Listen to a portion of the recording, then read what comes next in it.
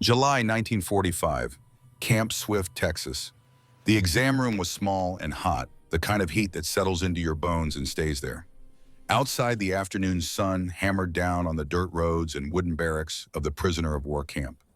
Inside, the air smelled of disinfectant and dust sharp and medicinal cut through with the faint metallic scent of old pipes and worn linoleum. Above the examination table, a ceiling fan clicked with each rotation, pushing warm air in slow, lazy circles that did nothing to cool the room, only stirred the stillness into something you could almost see. The door opened with a soft metal squeak. A young woman stood in the doorway, her hand gripping the frame like it was the only thing keeping her upright.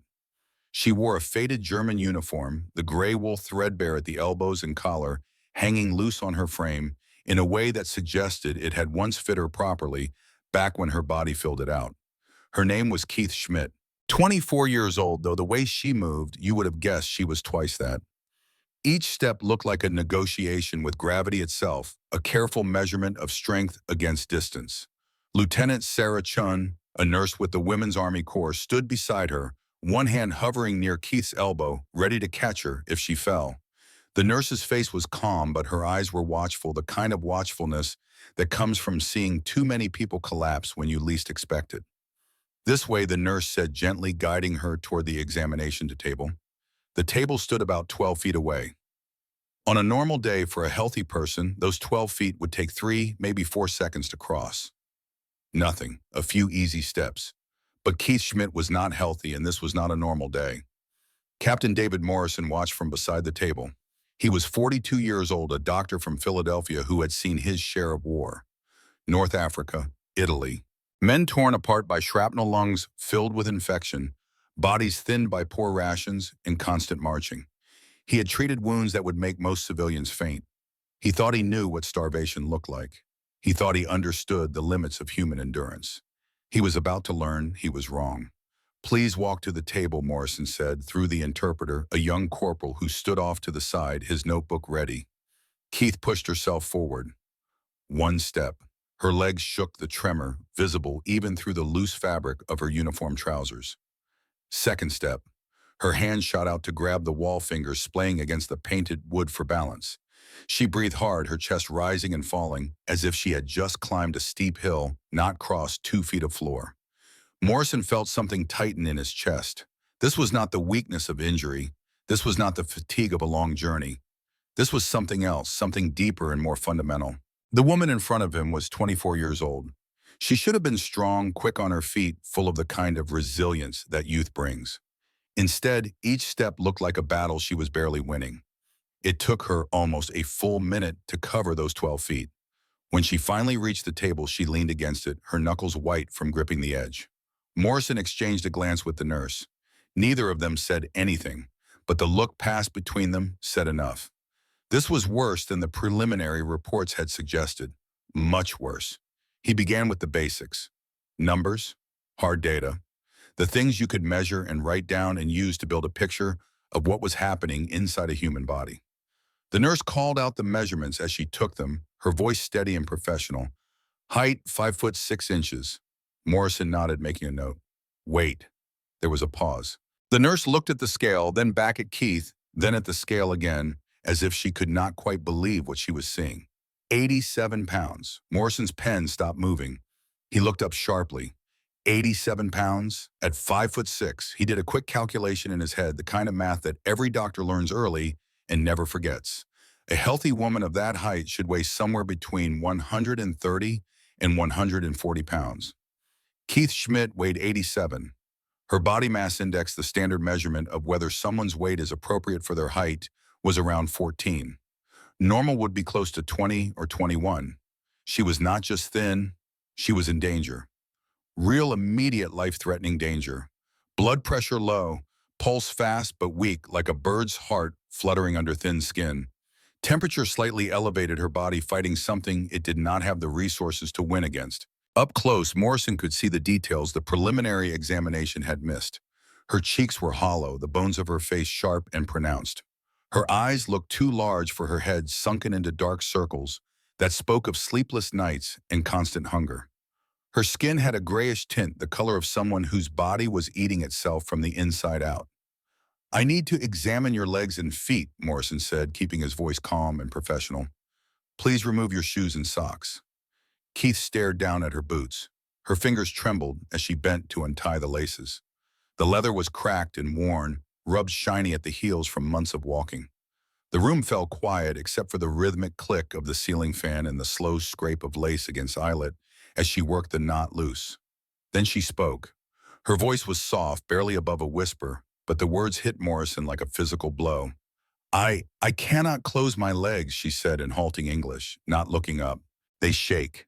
It hurts here." She touched the sides of her knees with trembling fingers, then moved her hand down to her ankles. The gesture was small, almost apologetic, as if she were embarrassed by her own body's failure. Morrison said nothing. He waited, his face carefully neutral, as she pulled off the first boot.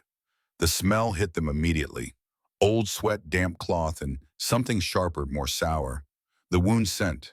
The smell of infection that has been left untreated for too long, festering in dark, closed spaces.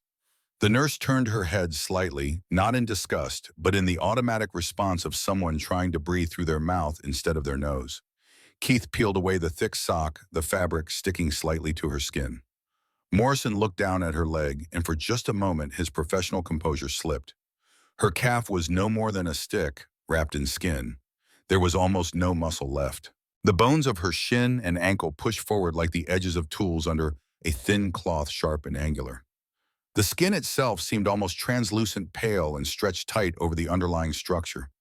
You could see the pathway of veins, blue and delicate, mapping the surface like rivers on old parchment.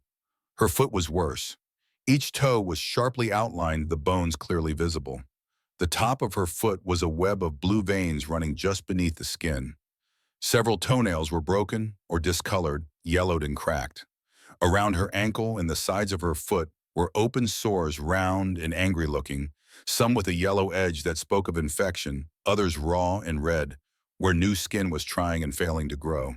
In places, the shoe had rubbed straight through the skin and down to bone. You could see the white gleam of it in the wounds exposed to air that should never touch it. "My God," the nurse whispered before she could catch herself. Morrison said nothing. He was too busy looking, cataloging, understanding. Later, he would write in his report, "Lower limbs show extreme muscle wasting, multiple pressure ulcers on feet and ankles. Some infected edema present at ankles despite overall emaciation." The medical language would make it sound clinical, distant, something you could read about in a textbook. But here in this hot room with the fan clicking overhead and the smell of infection in the air, there was nothing distant about it. He had seen hunger before. In North Africa, he had treated soldiers who had gone days without proper food, men whose rations had been cut or lost in supply line breakdowns. In Italy, he had seen civilians affected by the war, people living on scraps and hope. But he had never seen it cut this deep into a young woman's body. Never seen a human being so close to the edge of what the body could survive. The strangest part was the swelling. Even at 87 pounds, her ankles were puffy, holding fluid in a way that made no sense given her overall condition. The contrast was shocking. Stick-thin legs, every bone visible, ending in swollen joints. It was a classic sign that her body was failing, pulling apart its own tissues for fuel while still trying to hold on to water and salt in a desperate attempt to maintain some kind of balance. What this doctor does next will change how thousands of prisoners of war are treated across America and Europe. It will shape modern medicine's understanding of how to bring a starving person back from the edge. But first, he has to survive what he is about to discover. "How long have you had trouble walking?" the interpreter asked. Keith's voice was quiet, almost lost under the sound of the fan. "Since January, maybe February. The rations became small, then very small, then almost nothing. My legs, they stopped listening to me. January. It was now July. 6 months. She had been deteriorating for 6 months, her body slowly consuming itself, breaking down muscle and tissue to keep her heart beating and her lungs working." Morrison finished his examination in silence, his hands gentle as he checked for other signs of malnutrition. Hair thin and brittle, coming out in small clumps when touched. Nails soft and easily bent. Gums inflamed and bleeding slightly, a sign of vitamin C deficiency. bruises on her arms and legs that she could not account for appearing spontaneously as her blood vessels weakened and broke under skin that had lost its elasticity. In his notes, he would later write, "Patient appears 60 in gait, 24 in face. Body has been living off its own muscle for months. Condition life-threatening without immediate intervention." This was not propaganda. This was not exaggeration or political posturing. This was reality laid bare in bone and skin and infected sores. Outside the exam room, American fields were full. Warehouses packed with grain and canned goods. Soldiers in the mess hall ate 3 meals a day, complained when the coffee was weak or the eggs overcooked. The United States, even in the midst of a global war, had never known true famine. Its people had never faced the kind of systematic collapse that turned office workers into skeletons.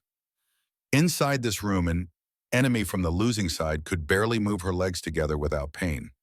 It was a cruel paradox. In the richest food nation on earth, the prisoner standing in front of Captain Morrison was starving to death. Morrison knew at once this was not a simple case of someone being a little underweight. This was not the natural thinness of youth or the temporary weight loss of travel fatigue. This was the endpoint of a long road of hunger that did not start in Texas. It started across the ocean in a country that was collapsing under the weight of its own ambitions, where the machinery of war had ground down everything, including the people who had once believed in it. But how did a healthy clerk from Hamburg come to America with legs like twigs and feet full of wounds to understand that you have to go back? Back across the Atlantic, back through the months of 1945 and 1944, back to a nation that called itself the land of order and planning, where trains ran on time and forms were stamped and every citizen had their proper place. Back to when Keith Schmidt was just an ordinary young woman in a gray office nowhere near a battlefield. If you want to hear real World War II stories like this, stories that honor the values that made America great, please take a moment to like this video and subscribe to the channel. This is a story they do not teach in schools, a story about what happens when medicine crosses battle lines and one doctor's choice changes thousands of lives. Stay with me to the end, and you will discover how one exam room in Texas shaped the way we treat hunger crises today, and why this moment still matters 70 years later. In early 1944, Keith Schmidt was not a soldier. She was not on the front lines. She did not carry a weapon or march into battle. She worked as a clerk in a supply office near Hamburg, one of thousands of young women whose job was to keep the machinery of war running through paperwork and organization. Germany still called itself the land of order and planning. Despite the bombs that were beginning to fall with increasing frequency, despite the news from the Eastern Front that grew darker each month, the system was supposed to hold. Trains were meant to run on time. Forms were to be stamped correctly.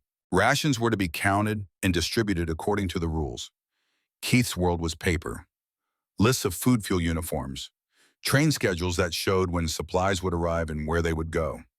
Warehouse reports that tracked inventory down to the last can of meat, the final bag of flour. Her office was a long room with high windows that let in gray northern light. The air always smelled of coal smoke and damp paper. The sound of typewriters filled the space, a constant mechanical rhythm punctuated by the thump of rubber stamps hitting ink pads, and then documents over and over, hour after hour. At first, the war only brushed against her life like a distant storm you could see on the horizon, but that had not yet arrived. The air raid sirens would go off at night, yes, but the bombs fell elsewhere. Food was rationed, certainly, but her card still gave her bread, a little meat, some fat. It was not rich, not like the meals her mother used to make before the war, but it was enough. You could live on it. You could work. Then the bombs came more often. Hamburg was hit again and again. At night, the sky over the city would glow orange, the lights so bright you could read by it even miles away. Sirens screamed their warnings, the sound rising and falling like a living thing in pain. The ground shook under her feet as she ran for the shelters, the rumble of explosions rolling through the earth like thunder that would not stop. Warehouses burned, the ones that held the food, the uniforms, the medical supplies. All of it gone in a single night, turned to ash and twisted metal. Rail lines were bombed, the tracks torn up and left in useless tangles of steel. Whole districts of the city turned to black ruins, buildings reduced to hollow shells, with empty windows that stared out at nothing. She remembered the taste of dust in her mouth after the raids, The grit that settled on everything, including her desk, including the paper she was supposed to file and stamp and send on to the next office. The dust of pulverized brick and mortar of lives that had been lived in those buildings before they were destroyed. As the destruction spread, the numbers on her forms began to change. Trains that had always arrived on schedule now did not arrive at all. Warehouses that had always been full now reported half capacity, then quarter capacity, then almost nothing. Food that had been promised to civilian workers was diverted to soldiers at the front. Instead, the logic being that fighting men needed it more than clerks sitting at desks. The rations became smaller, she would later tell an American interviewer. Then very small. At first, they cut sugar, then meat, then even the bread was reduced. We were told it was temporary, that once the war was won, everything would return to normal. It was not temporary. By late 1944, a normal German civilian ration in many cities had dropped to around 1,200 calories a day, far below what a young adult needed to maintain their health, let alone their strength. On paper, workers like Keith were supposed to receive a bit more a supplemental allotment for those performing essential duties. In practice, when trains were bummed and depots stood empty, the papers meant little. There was another cruel twist to the system. Men at the front were the highest priority. They received what food there was, even if it meant others went without. Factory workers came next, the people building the tanks and planes and bullets that kept the war machine running. They had to be fed, or production would stop. People like Keith, who worked in offices, who sat at desks and typed and filed and stamped papers, they were placed at the bottom of the list. She worked in supply. Her job was to track and distribute resources. Yet she herself became one of the last to receive those same resources. This was the irony, she said years later, her voice still carrying a note of disbelief. We stamped ration papers that promised food we never saw. We wrote reports about warehouses we knew had burned down weeks before. The system kept running on paper long after it had collapsed in reality. By January 1945, her daily meal had shrunk to a thin soup and a crust of bread. The soup was mostly warm water with a few potato skins floating in it, sometimes pieces of turnip if you were lucky. The taste was weak and bitter, barely food at all, just something to put in your stomach to quiet the constant growling. Some days there was only the soup, no bread, just liquid and hope. Her body began to eat itself. The human body is a remarkable machine. It can survive on very little for a surprisingly long time, breaking down its own reserves to keep vital functions going. First, it uses the fat burning through whatever stored energy exists. Then when the fat is gone, it turns to muscle. It takes the protein from your arms, your legs, your core, and converts it into just enough fuel to keep your heart beating, your brain functioning, your lung moving air in and out. But there is a cost. The winter was cold that year.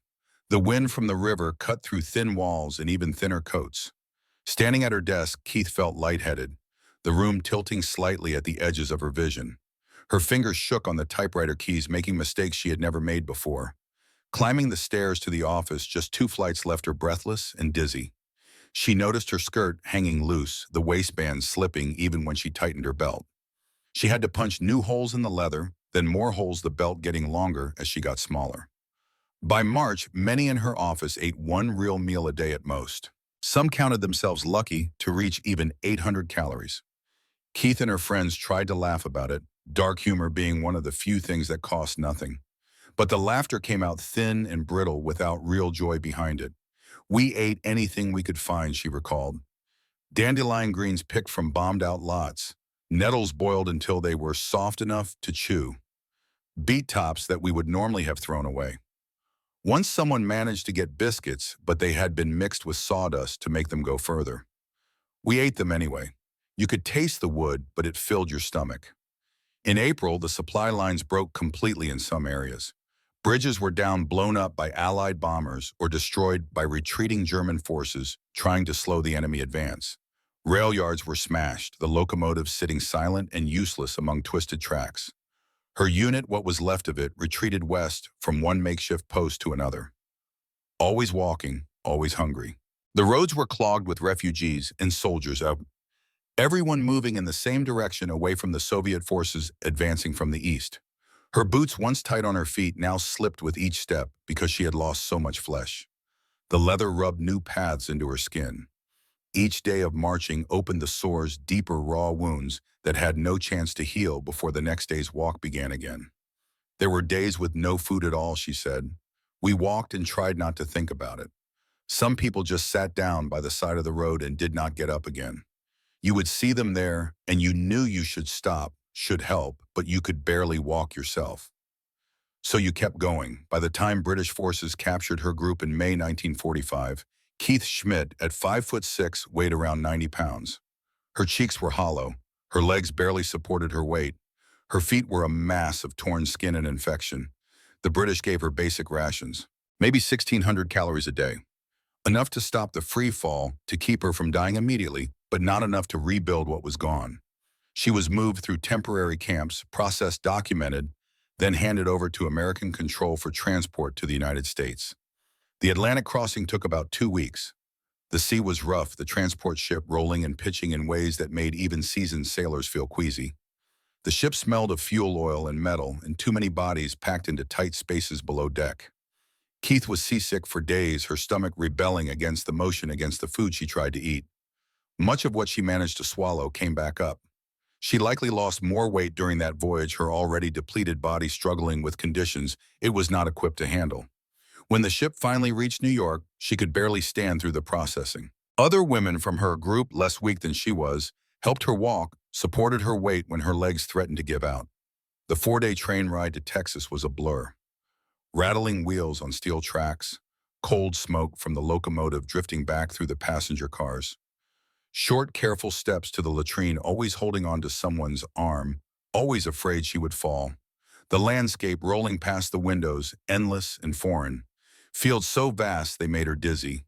Towns that had not been bombed, buildings standing whole and complete. By the time she reached Camp Swift in July, months of severe malnutrition had stripped away nearly everything. Medical officers would later estimate she had lived under true starvation conditions for at least 4 to 6 months. She was not a soldier from the front lines. She was not a combat veteran who had fought and been wounded. She was an office worker, a clerk, a young woman who had done nothing more dangerous than stamp papers and file reports. Yet she arrived in Texas as a near skeleton, barely able to cross a room without assistance. The great paradox was clear, and it would echo through the decades that followed. A nation once famous for its order and planning, for its efficiency and organizational prowess, had broken so completely that even its supply clerks were starving. The system that was supposed to feed everyone had collapsed, leaving people like Keith to survive on dandelions and sawdust biscuits, while the paperwork continued to flow meaningless and empty. But Keith would soon learn she was not the only one. When Captain Morrison began to examine the other women from her transport, he would discover that her story was not unusual at all. It was part of a much larger pattern, a systematic failure that had been hidden behind propaganda and official reports now laid bare in the bodies of 30 young women who could barely walk. How did a modern industrial nation let this happen? The answer would force Morrison to question everything he thought he knew about war, about starvation, and about the distance between what governments promise and what they deliver.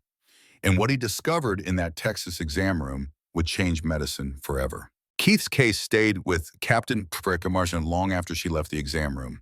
That night, alone in his office, he could not stop thinking about those legs, about the sores on her feet, about the way she had whispered those words. I cannot close my legs. The image had burned itself into his mind with a clarity that years of medical training had not prepared him for. The office was small and cramped, tucked into a corner of the administrative building where the overhead lights hummed with a low electrical buzz that never quite went away. A desk lamp cast a pool of yellow light across the papers in front of him, leaving the corners of the room in shadow. The air smelled of ink and old paper and the ever-present carbolic from the nearby ward, that sharp medicinal scent that seemed to permeate every military medical facility. He sat at his desk with a pen in his hand and a blank report form in front of him. Outside, the Texas night was alive with the sound of crickets and the distant rumble of trucks moving along the camp roads. Inside, there was only silence and the scratch of pen on paper as he began to write. He listed every number: height 5'6", weight 87 pounds, estimated body mass index 14, severe underweight category, marked muscle loss in lower limbs, Multiple pressure sores on feet and ankles, some showing signs of infection. Evidence of vitamin C and D deficiency. Hair thin and brittle. Nails soft and easily damaged. Gums inflamed and bleeding. Condition life-threatening without treatment. The words came slowly at first, then faster as he worked through what he had seen. He was building something here, though he did not fully understand it yet. Not just a medical record for one patient, but documentation of something larger, something that would matter beyond this single examination. At the end of the report, he paused. The pen hovered over the paper. Then he added a line that was not standard procedure, not part of the usual format for intake examinations.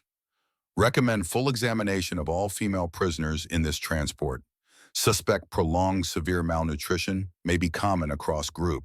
He signed his name at the bottom. Captain David Morrison, Medical Corps. The date, July 15th, 1945. For a moment, he sat there looking at what he had written. This was the first step down a road he could not yet see the end of.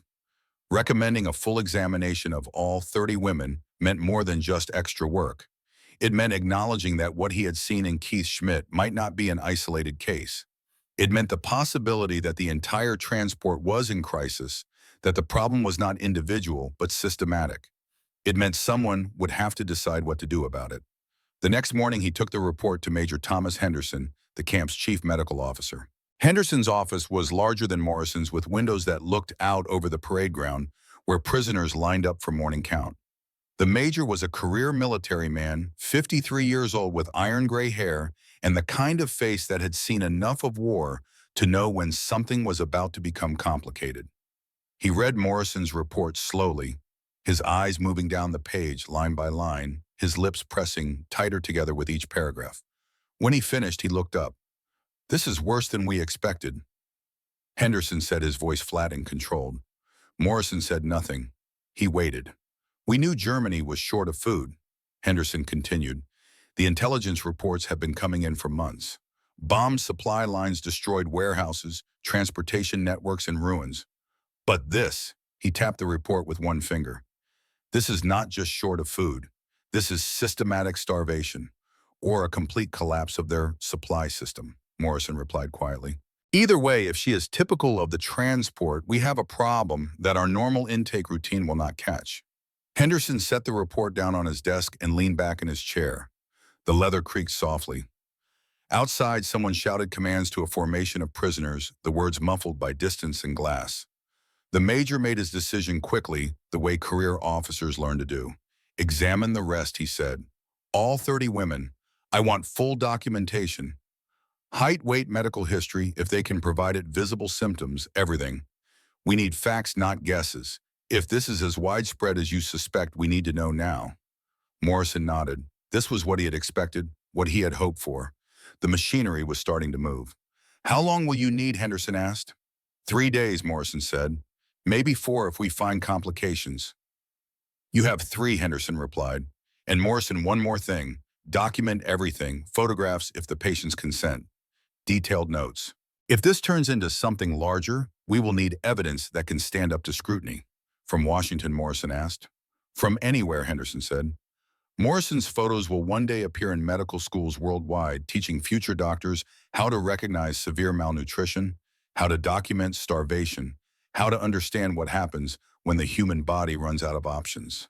But right now, in this moment, that future is impossible to imagine. Right now, there is only the immediate problem of 30 women who may or may not be dying in 3 days to find out." For the next 3 days, the exam room became a quiet factory of bad news.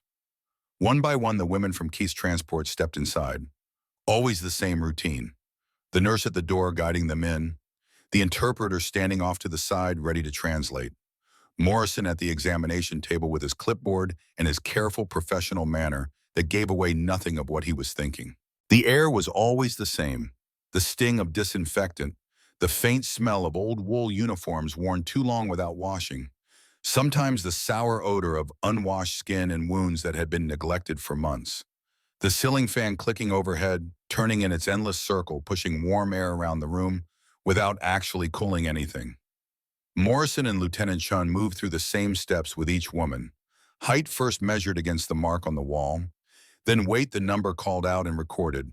blood pressure, pulse temperature, a look at hair checking for brittleness and loss, teeth examined for looseness and gum disease, skin inspected for bruising and color, then the legs and feet, always the legs and feet, where the truth of starvation showed itself most clearly. The numbers piled up like grim statistics on a chart that told a story no one wanted to read. Out of the 30 women, 23 showed clear signs of serious malnutrition. More than three-quarters of the group. Not a few isolated cases that could be explained by individual circumstances, but a pattern so consistent it could not be ignored. 15 had body mass indexes below 16. The medical definition of severe underweight, the threshold where the body begins to break down its own vital tissues to survive. These were not women who had missed a few meals or lost some weight during a difficult journey. These were women whose bodies had been consuming themselves for months. 8 had bleeding gums, loose teeth, or bruises that appeared without injury. The classic signs of scurvy, a disease caused by lack of vitamin C. A disease that had once killed sailors on long ocean voyages back before anyone understood that fresh fruit could prevent it. Here in 1945, in women who had lived in a modern industrial nation, scurvy had returned.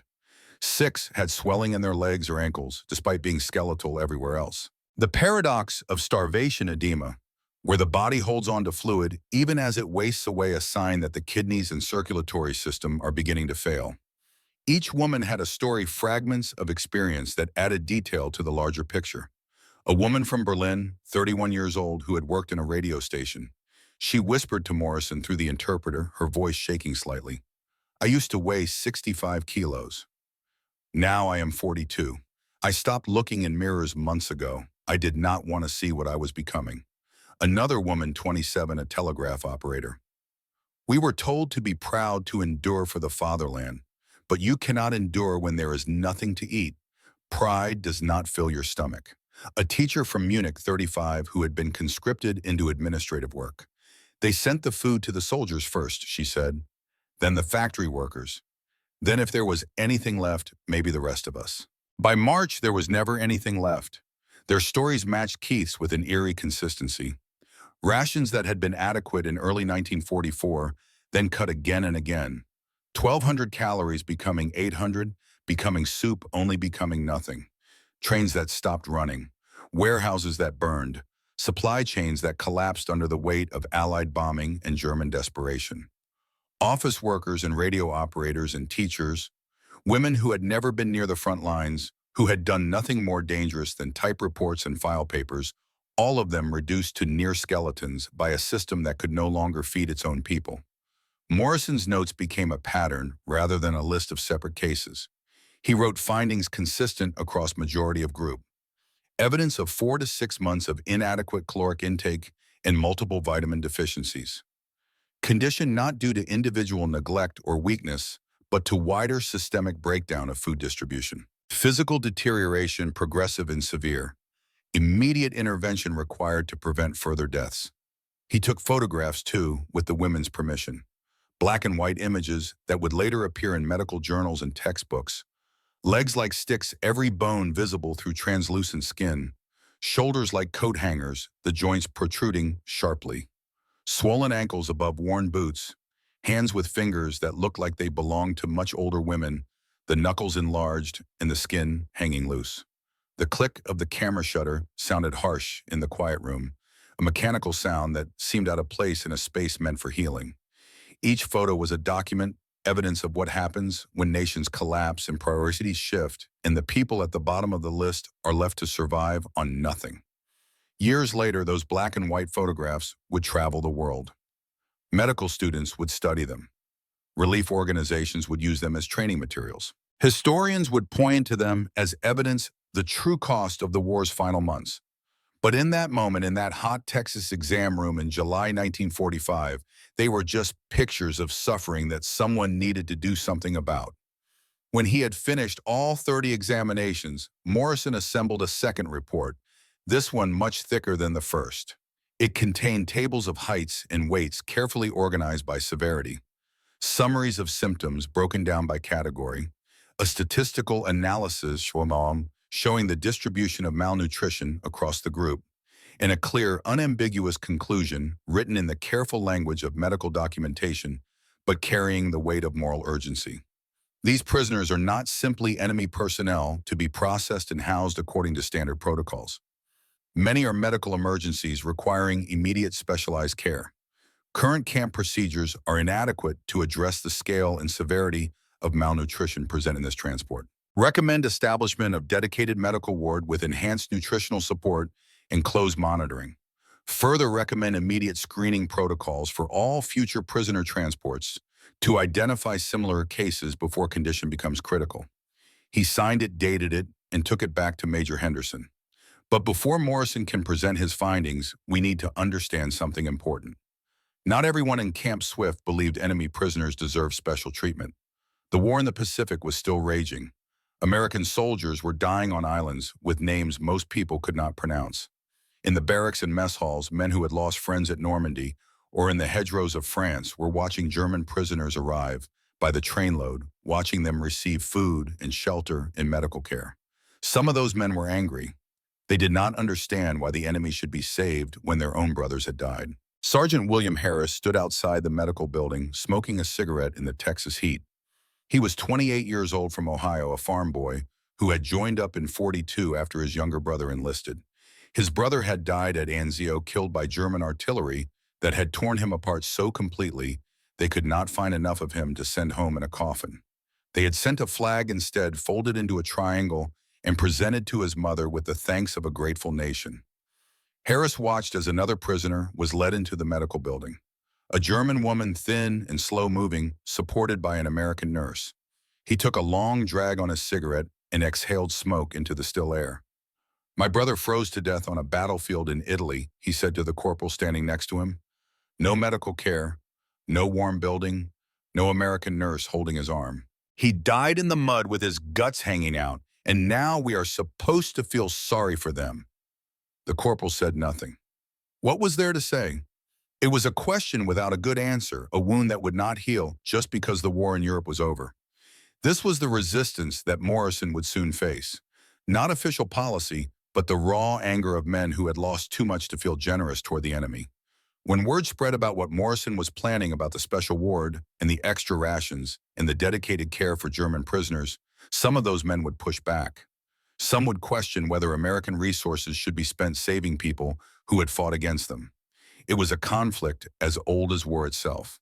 The space between duty and emotion, between what the rules said you had to do and what your heart wanted you to do.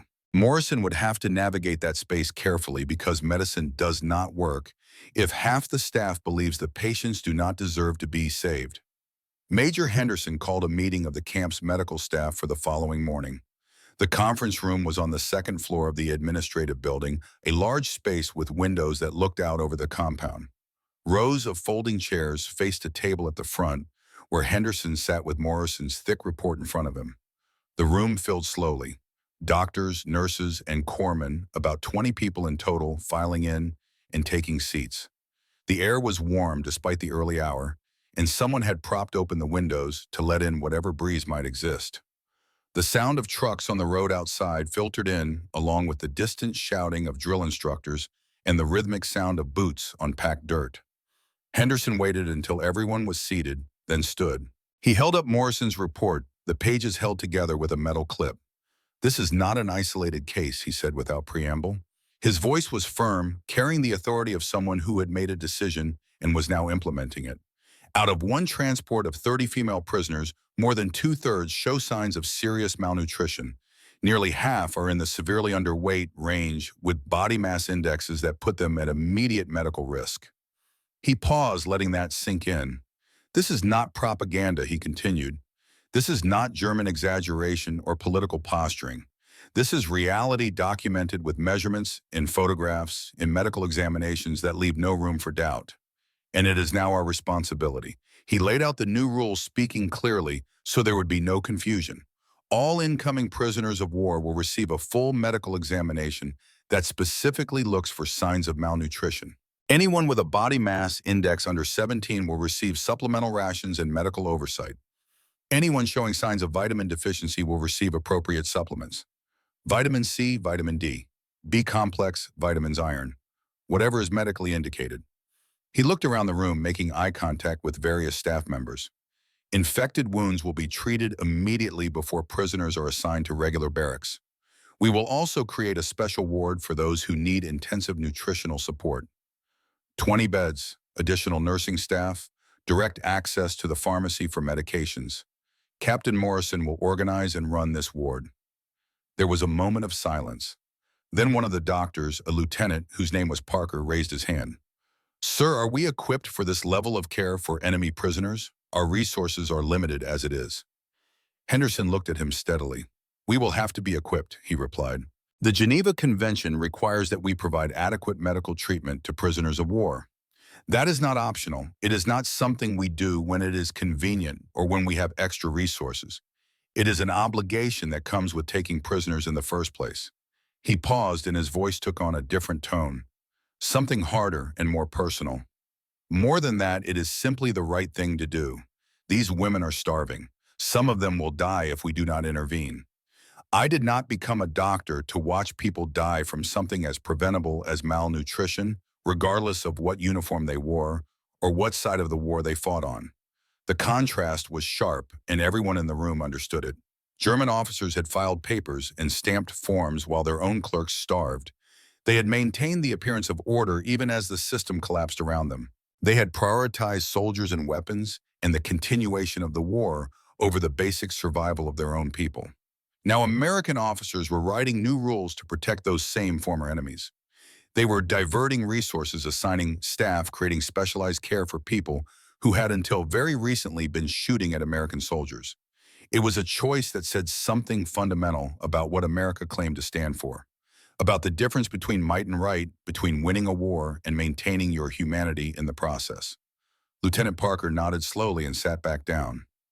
If he had other objections, he kept them to himself. As the meeting ended, Henderson gave final instructions. Morrison was to begin setting up the ward immediately. Beds, linens, medical supplies, nursing staff, everything needed to care for the 8 most severe cases. The rest of the women from the transport would receive enhanced rations and regular medical checkups, but the worst 8 needed constant supervision. The plans began taking shape with the kind of efficiency the military did well when it decided something was important. A converted barracks at the edge of Camp Swift was selected, long and wooden with rows of windows on each side. The Army carpenters stripped out the old bunks and installed proper hospital beds, 20 of them lined up along the walls with space between, for nurses to move easily. Fresh paint went on the walls, white and clean. The smell of turpentine and new wood filled the space. Supplies arrived in crates, white sheets and thin pillows, medical instruments, thermometers and blood pressure cuffs, boxes of vitamin tablets, the pills rattling in their bottles, packages of bandages and antiseptic, tins of protein powder to be mixed into drinks. Everything needed to begin the slow process of rebuilding broken bodies. The air in the new ward smelled different from the rest of the camp. Soap and boiled linens, weak broth that would be the first food many of the women could safely eat. The sharp bite of disinfectant, but underneath that, something almost hopeful. A space being prepared not for punishment or detention, but for healing. 8 women were selected for immediate admission. Keith Schmidt was one of them. The others were chosen based on the same criteria, the ones whose numbers were worst, whose bodies were closest to the point of no return. Women who could not walk far without stopping. Women who showed signs that their organs were beginning to fail. Women for whom waiting even a few more days might mean death. Morrison walked through the ward on the afternoon before the first patients were scheduled to arrive. His footsteps echoed on the wooden floor. Sunlight streamed through the windows, warming the space, making the white sheets almost glow. Nurse Chun was there checking supplies, making sure everything was ready. He stopped at one of the beds and looked down at the emptied mattress. Tomorrow a woman would lie there. Someone who had been an enemy. Someone who had believed the propaganda about America, about how cruel and savage Americans were supposed to be. Someone who would now discover that the truth was something else entirely. But there was a deadly problem they would have to navigate very carefully, and Morrison knew it. Feed the women too little, and they would continue to waste away, their bodies too damaged to recover. Feed them too much too quickly, and something called refeeding syndrome could kill them in a matter of days. It was a medical crisis hiding inside another medical crisis. The knife edge between death by starvation and death by trying to cure starvation. Morrison had read about refeeding syndrome in medical journals, case studies from famine situations, prisoners of war from previous conflicts. When a body that has been starving suddenly receives normal amounts of food, the electrolytes in the blood can swing wildly out of balance. Potassium, phosphate, magnesium, all the minerals that keep the heart beating in proper rhythm and the nerves firing correctly. In bad cases, the heart simply stops. A person who has survived months of starvation dies within days of finally getting food again, killed by the very thing that was supposed to save them. This was what Morrison had to prevent. 20 beds prepared, 8 women about to arrive. A carefully calculated protocol that had to be followed exactly with no room for error or improvisation. Start with 1,200 calories per day, divided into 6 small meals. Increase slowly, watching the numbers every day, ready to adjust at the first sign of trouble. One mistake, one calculation wrong, and someone dies. Henderson stood at the front of the room at the end of the meeting, Morrison beside him, with the thick report still in his hands. "Gentlemen and ladies," Henderson said, addressing the staff one final time, "what we are about to do here will be studied and analyzed for decades. Future doctors will learn from our methods and our mistakes. But right now, in this moment, we simply have 8 women who need our help. We will provide that help according to the highest standards of medical care, not because it is easy or convenient, but because it is what we are sworn to do." He looked at Morrison. "Captain Morrison, the ward is yours. You have 20 beds and my full support. Save them." Morrison nodded. The weight of responsibility settled onto his shoulders like a physical thing. 8 lives depending on decisions he would make in the coming days and weeks. 8 women balanced on that knife edge between recovery and death. Outside, the Texas sun was beginning to set, the light turning golden across the compound. In the new ward, everything was ready. Clean beds, fresh linens, bottles of vitamins lined up in the pharmacy, carefully calculated meal plans written out on charts, a team of nurses and corpsmen ready to work around the clock if necessary. Tomorrow, Keith Schmidt would walk through those doors, supported by a nurse because she could barely walk on her own. She would see the white sheets in the clean floor and the American flag hanging on the far wall. She would lie down in a bed prepared for her by people who had been her enemies. She would eat her first meal, just a small bowl of thin oatmeal, and she would feel her body begin the impossible journey back from the edge of death. But first, Morrison had one more thing to do tonight. One more entry in his journal, written by the light of that desk lamp in his cramped office. He wrote about the meeting, about Henderson's words, about the decision that had been made and what it meant. Then he added a final note, something personal that would not appear in any official report. "We came to Europe to fight tyranny and oppression. We succeeded. Now we have the harder task of showing what victory looks like when it is guided by principle rather than revenge. If we cannot save 8 starving women, then what exactly did we win?" He closed the journal and turned off the lamp. Tomorrow the real work would begin. The battle against starvation, against time, against the damage that months of hunger had done to bodies that should have been young and strong. It was a battle Morrison intended to win. The ward doors opened at dawn on a Thursday morning in late July. The sun was just beginning to climb above the horizon, painting the Texas sky in shades of pink and gold. The air was already warm, promising another day of dry heat that would settle over the camp like a blanket by mid-afternoon. 8 women walked through those doors. Walked is perhaps too generous a word. They shuffled, supported by nurses on each side, their steps small and careful, like old women navigating icy sidewalks. Keith Schmidt was among them, wearing a clean hospital gown that someone had found for her, the fabric hanging loose on her frame in a way that made her look even smaller than she was. The ward was nothing like what she had expected. The space was long and open, with windows on both sides letting in the morning light. 20 metal beds lined the walls, 10 on each side, each one covered with white sheets that had been boiled and pressed and smelled of strong soap. Between the beds were small wooden tables where water pitchers and cups sat waiting. At the far end of the room, an American flag hung from the wall, its red and white stripes bright in the sunlight, the stars stitched carefully onto the blue field. The air smelled clean, soap and fresh linen, and something cooking in the distance, a faint aroma of broth that made Keith's stomach tighten with a hunger she had learned not to acknowledge. Nurse Sarah Chung guided Keith to the 4th bed on the left side. The mattress was thin, but the sheets were softer than anything Keith had felt in months. When she sat down, the springs creaked slightly under her weight, though she weighed so little it barely registered. "This is your bed," the nurse said gently in careful German she had been learning. "You will stay here while we help you get strong again."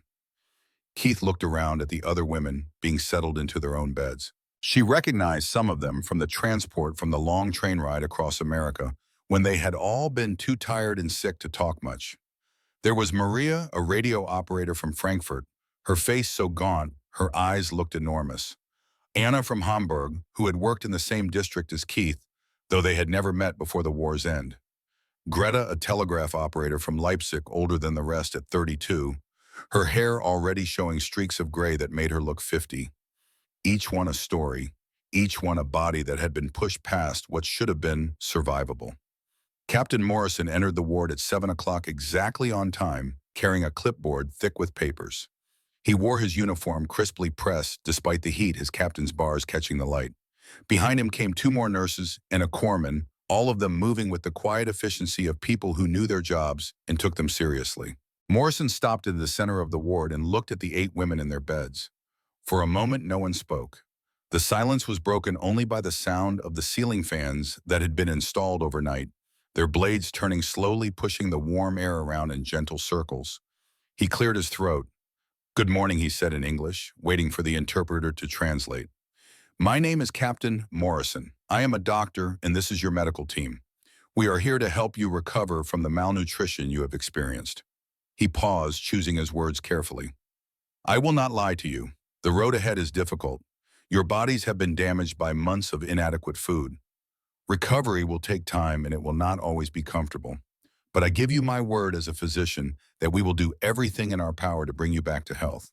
The interpreter translated, her voice soft but clear, carrying Morrison's words to the women who watched him with expressions ranging from hope to suspicion to simple exhaustion. Morrison continued, "The most important thing you need to understand is this. We must feed you very slowly. I know you are hungry. I know you want to eat as much as you can. But if we feed you too quickly, it can be dangerous. Your body needs time to remember how to process food again." He looked at each woman in turn, making sure they understood. "You will eat 6 small meals per day. Each meal will be carefully measured. You must eat what we give you, no more and no less. Do you understand?" Right heads nodded, though Keith was not sure if they truly understood or simply agreed because the American doctor with the serious face was asking them to. Morrison knows something the women do not yet understand. Something that keeps him awake at night, that makes him check and recheck his calculations until the numbers blur on the page. When a starved body suddenly gets food, the electrolytes in the blood can swing wildly out of balance.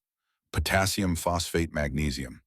The minerals that keep the heart beating in its proper rhythm, that keep the nerves firing correctly, that make muscles contract and relax the way they are supposed to.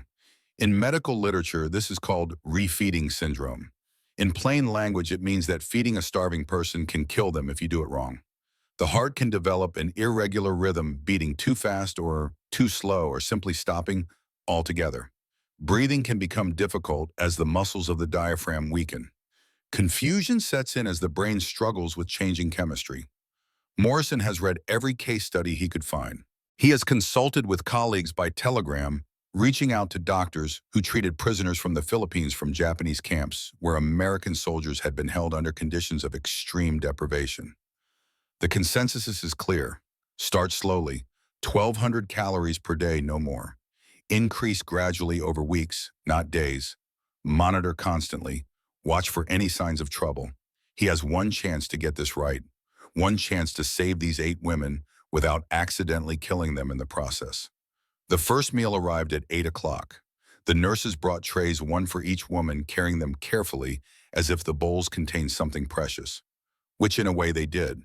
Each tray held the same thing. A small bowl of thin oatmeal, maybe half a cup cooked until it was almost liquid. A spoonful of mashed potato no bigger than what you might serve a young child. A single slice of soft white bread torn into small pieces. A cup of weak tea with a little sugar dissolved in it. To a healthy person, it would have looked like nothing. A snack barely enough to be called a meal. To the women in the ward, it was the most food they had seen in months. Keith stared at the tray that the nurse set on the table beside her bed. The oatmeal was still warm, steam rising from its surface. The smell made her mouth water, and her stomach clench at the same time hunger and nausea fighting for dominance. The nurse helped her sit up, arranging pillows behind her back. Keith's arms shook with the effort of holding herself upright. Eat slowly, the nurse said in German. Very slowly, one spoon at a time. If you feel sick, stop and rest. Keith picked up the spoon. Her hand trembled, making the metal rattle against the side of the bowl. She dipped it into the oatmeal and brought it to her lips. The first taste was overwhelming. It was warm, sweet from a touch of honey that had been stirred in. The texture was smooth, easy to swallow. But more than that, it was food. Real food, not potato water, or nettle soup, or sawdust biscuits. Her body recognized it on some deep cellular level, and for a moment she wanted to cry. She swallowed the spoonful and immediately felt her stomach cramp. A wave of nausea rose up, and she had to stop breathing carefully through her nose until it passed. The nurse watched her with calm, experienced eyes. This is normal, she said. Your body has forgotten how to digest food. It will remember. Just go slowly. Keith took another spoonful, then another. Each one was a small victory and a small battle, her body unsure whether to accept the nourishment or reject it as something foreign and dangerous. Across the ward, the other women were having similar experiences. Some ate more easily than Keith. Some struggled more, their faces pale and sweating with the effort. Maria got through half her oatmeal before she had to stop holding her stomach and breathing in short, shallow gasps.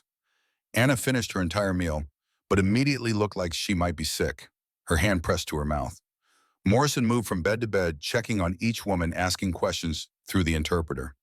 How do you feel? Any pain? Any dizziness? He made notes on his clipboard, recording every detail, building the data that would guide tomorrow's decisions. By the end of that first meal, Keith had managed to eat most of what had been given to her. The oatmeal, the mashed potato, 2 of the bread pieces, and half the tea. Her stomach felt uncomfortably full, despite the tiny amount stretched and protesting after months of emptiness. There is so much, she whispered to the nurse, looking at what remained. My body has forgotten how to eat. The nurse smiled gently and took the tray away. Your body will remember, she said. We will help it remember, 1 spoon at a time. Throughout that first day, meals came every few hours like clockwork. 9 o'clock, 11 o'clock, 1 in the afternoon, 3, 5, 7 in the evening. Always small portions, always carefully measured. Thin soup, soft vegetables mashed into paste. Tiny pieces of bread, weak tea, nothing that required much chewing or digestion. Morrison ordered daily weights, insisting they be taken first thing each morning before breakfast.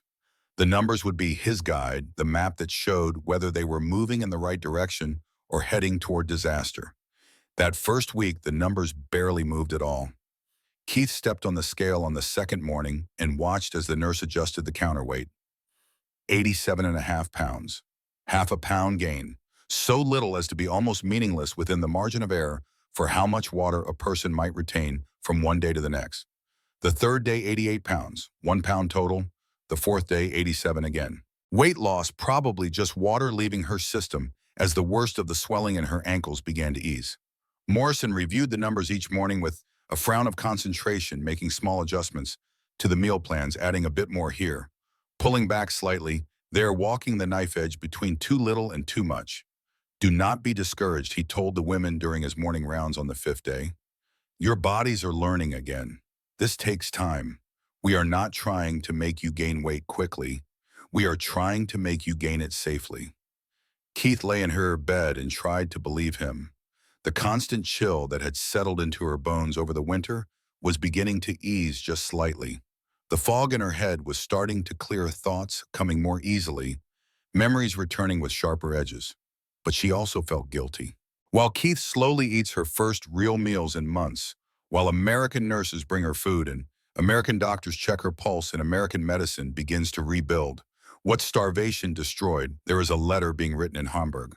A letter that will take weeks to arrive, traveling through the broken postal systems of defeated Germany, across the Atlantic on military transports, eventually finding its way to Camp Swift, Texas. A letter that will break Keith's heart and test everything Morrison has built. But that letter has not arrived yet. For now, there is only the routine of the ward, the rhythm of meals and weights and medical checks. the slow grinding work of recovery.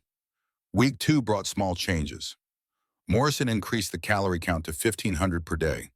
The meals grew slightly larger, slightly more substantial. The oatmeal thicker, cooked with milk powder stirred in. The soup with actual pieces of vegetable, visible carrot and potato, and sometimes a shred of chicken. More bread, still soft, but now with a thin spread of butter. Vitamin tablets were added to the evening meal. Large, chalky pills that tasted bitter and left a residue on the tongue. Vitamin C for their gums and skin to heal the scurvy that had made them bruise at the slightest touch. Vitamin D and calcium for their bones, which had begun to weaken and thin. B-complex vitamins for their nerves, which had been firing erratically, causing numbness and tingling. Iron for their blood, which had become pale and weak. The tablets were hard to swallow and unpleasant, but the women learned to take them without complaint, washing them down with water and grimacing at the aftertaste. By the end of the second week, Keith had gained 3 pounds. Not much to look at, barely visible to the eye, but measurable on the scale and significant in what it represented. Her body was accepting the food, processing it, using it to begin the long work of rebuilding. She felt small changes accumulating. The constant chill eased, a little more warmth returning to her hands and feet. The sores on her feet, now cleaned and dressed every day with fresh bandages and antiseptic cream, started to close at the edges, new pink skin growing slowly over the wounds. The swelling at her ankles began to fade as her body's fluid balance returned to something closer to normal. One afternoon during the rest period between meals, Keith spoke to Morrison during his rounds. "There is less fog in my head," she said through the interpreter. "I can think without so much effort. It is strange. I almost feel guilty." Morrison stopped at the foot of her bed, his clipboard under his arm. "Guilty for what?" he asked. "For eating so well when my mother is still in Hamburg," Keith said. Her voice was quiet, barely carrying across the space between them. "She has less than this, I am sure of it. How can I lie here in comfort while she suffers?" The paradox was painful and undeniable. In this land of plenty, the enemy prisoner was gaining strength, carefully counted calorie by calorie, while her family in ruined Germany faced empty plates and cold rooms and a winter approaching with no fuel to burn. Morrison was quiet for a moment, considering his words. "You are not taking anything from your mother by accepting help here," he said finally. "Your recovery does not cause her suffering. If anything, getting strong again means you will be able to help her when you return home. You cannot help anyone if you are dead." Keith nodded slowly, but Morrison could see the guilt had not left her eyes. Across the ward, other women were making similar progress, though not all at the same pace. Maria had gained 4 pounds and could now sit up without assistance for over an hour at a time. Anna had gained only 2 pounds, but her gums had stopped bleeding, the vitamin C beginning to heal the scurvy damage. Greta, the oldest among them at 32, was progressing more slowly than the others. Her weight had barely changed, hovering around 90 pounds, despite the careful feeding.